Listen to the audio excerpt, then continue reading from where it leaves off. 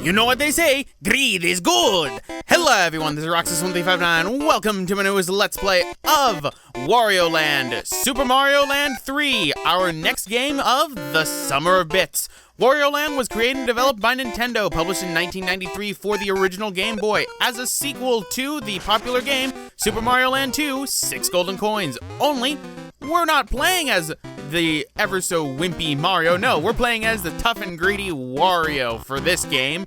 And this also marks the beginning of the Wario franchise in general. So, let's start with course 1 here as we go into the story of this game. So, fresh off of his defeat in Super Mario Land 2, 6 Golden Coins, Wario decided he wanted a castle of his own. I mean, if Mario can have a castle, why can't Wario? So, how will he be able to get this castle? Well, he needs a lot of money, and unfortunately, he doesn't really have any right now. So he thought of the next best thing. After hearing of how Captain Syrup of the Brown Sugar Gang, later changed to Black Sugar Gang, had stolen a giant statue of Princess Toadstool, he figured he would journey off to Kitchen Island and steal the treasure from the Brown Sugar Gang themselves. So, the name of the game is simple, ladies and gentlemen. Collect coins, be greedy, get all the money you can. Greed is good. And it is very much so, especially when you steal it from pirates. So it's not entirely morally wrong. We're stealing from criminals. I mean, what's the point of stealing from common thieves? Seems Wario follows the Assassin's Creed, the Sly Cooper method of stealing things. So pretty much the name of the game is collecting coins, but also getting to the end of stages. Wario Land plays pretty similar to Super Mario Land 2, only Wario has a little bit more versatility to him. For example, he can do a shoulder bash charge if you hold the B button. If you jump with the A button while you are shoulder bashing, you can actually end up gaining a large amount of distance, like so.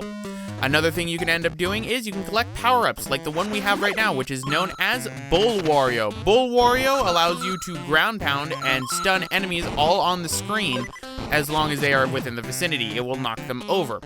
Bull Wario also can charge into blocks like how regular Wario can, only with regular blocks, if regular Wario is charging into them, he has a chance of bouncing off of them. Bull Wario does not have that. Another thing you can end up doing to get coins is you can knock enemies over and you can rush into them yet again, and that will get you more coins. Coins are the name of the game, ladies and gentlemen, and that is actually how you will get the best ending in this game. What you end up doing is you need to get 99,999 coins in order to get the best ending of the game. However, the best ending is not the canon ending. The canon ending of this game has it that you have to get at least to a maximum of 90,000. So, what will we be doing for this project? I will be going for what are known as treasures in this game. There are 15 in total. I will be going for every single treasure in the game, and I will be maxing out coins to get the best ending for Wario Land, even though it's not canon. So, pretty much, I'm gonna be my best at being greedy, because greed is good. Greed is always good. Now, you might notice that I'm picking up hearts right here. Hearts allow you pretty much to gain lives. Once you grab 100 of the hearts, then you're able to get a life. Anyway, go right here to the end, and you can see this mole right here. He throws 10 coins into the door, and it opens up. That's how you end up exiting levels, ladies and gentlemen, and finishing them. You have to have at least 10 coins and spend them in order to open up the gate. Once you end up doing that, you get thrust into 2 minigames, such as the double or half your fortune minigame. What you do is choose a bucket, and a coin pouch can come out, or a 10-ton weight. Depending on which one comes out, your fortune is either doubled or halved. This is entirely randomly number generated. There is no pattern except for some of the buckets. Some of the buckets in the game you can get lucky and discover a pattern for, but for the most part, this is all RNG based. Now, there is one level in particular that this is very easy to do the double or half your fortune minigame, and that is actually on the first world level, which is known as Rice Beach, in a hidden level that we'll be doing in the next episode.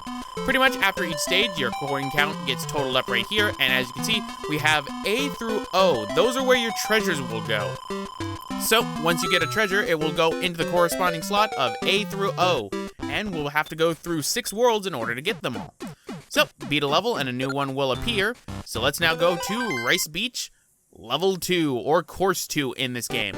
Now, one thing also to mention about lives, just to get into this now, is if you already have a power-up and you get another one of the same corresponding power-up, that will actually count as a heart for you. So, for example, I got a garlic pot, which normally would give you regular Wario if you do not have Bull Wario, or will give you Bull Wario if you're already regular Wario.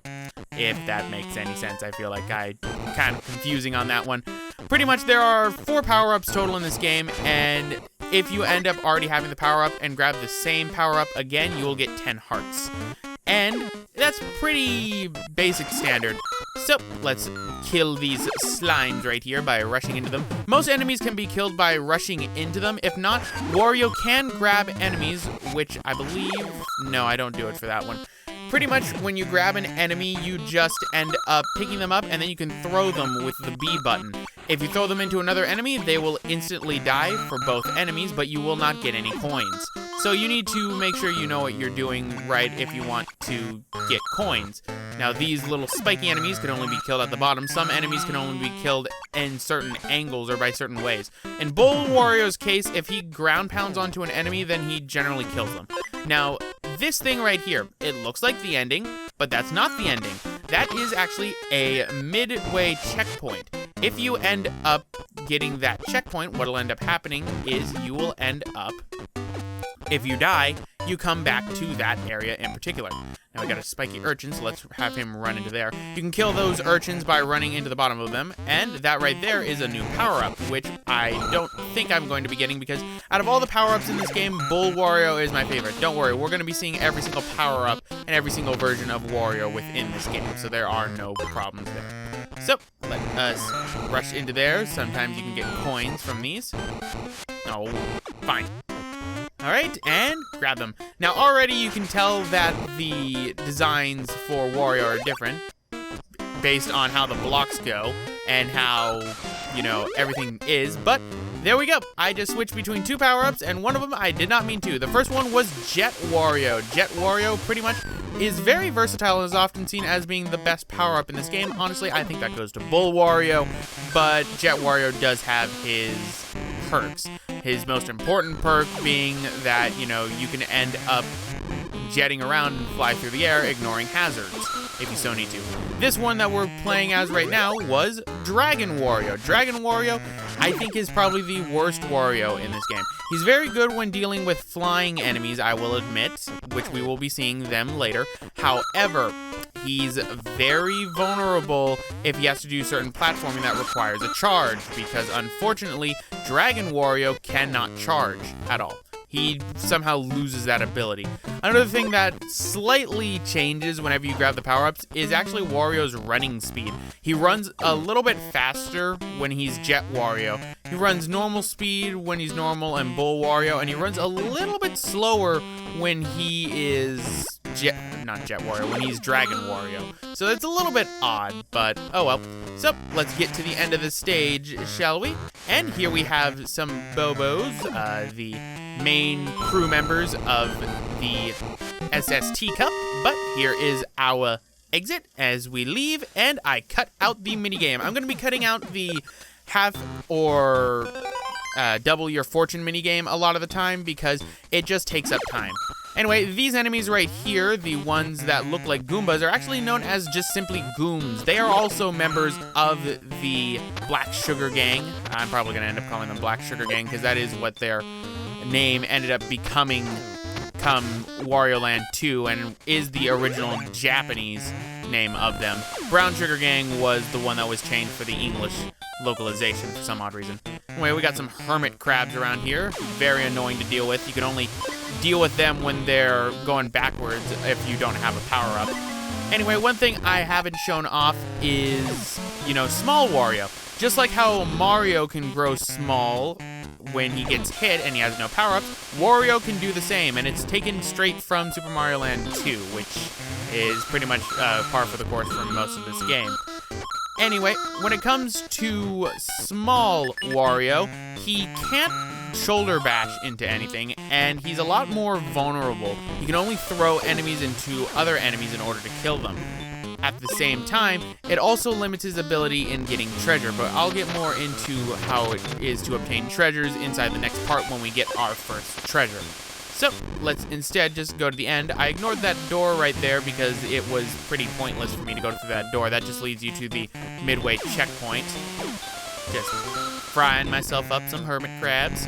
Delicious hermit crabs. Right, and do that.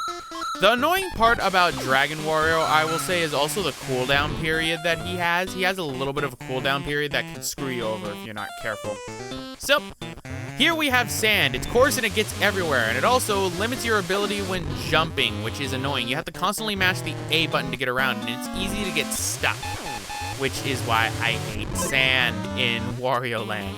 It's really annoying. It really is coarse, and it really does get everywhere. But, oh, looks like there's something up there, but we'll come back to that later. For right now, let's go through here, and I'm going to show off the next of the minigames, which is a life-gaining minigame, and it is one that you will never play inside Wario Land, because it is absolutely terrible, and I am absolutely terrible at it. There are easier ways to get lives, ladies and gentlemen, than doing this. Pretty much, you pay your price, you get a certain number of bombs, and you have to throw with a certain power, and if you don't do it right and don't hit the gloom, you fail. Hit a certain number of glooms and you'll gain a life, or I believe the maximum is 5 lives that you can gain from this.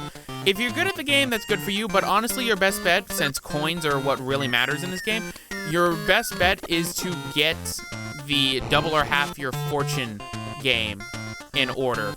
Which, honestly, in this case, I will get 0 coins for this level because of the fact that I did that, but that's fine. And I am terrible at this game, ladies and gentlemen.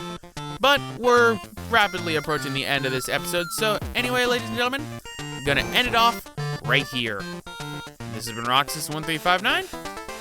Next time, we're gonna be finishing up Rice Beach for Wario Land. So, see you guys next time.